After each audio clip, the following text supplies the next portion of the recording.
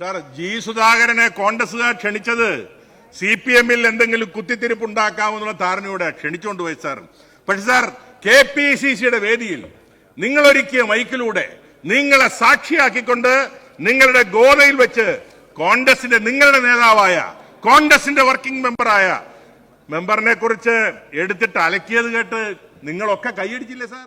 Sir, കേന്ദ്ര ധനമന്ത്രി കേരള മുഖ്യമന്ത്രിയെ കേരള ഹൌസിൽ വന്ന് കണ്ടതിനെ പോലും വിമർശിച്ച നിങ്ങള്, അതിന് മൂർദാബാദ് വിളിച്ച നിങ്ങള്, മണിക്കൂറുകൾ കഴിഞ്ഞപ്പോഴല്ലേ സാർ UDF-ലെ MP-മാർ കേന്ദ്ര ധനമന്ത്രിയുടെ വീട്ടിലെ വരാന്തയിൽ പോയി കണ്ടപ്പോൾ നിങ്ങൾ സിന്ദാബാദ് വിളിച്ചത് സാർ? നിങ്ങൾ ഇട്ടാൽ ബർമുഡ, ഞങ്ങൾ ഇട്ടാൽ വള്ളിക്കളിസം.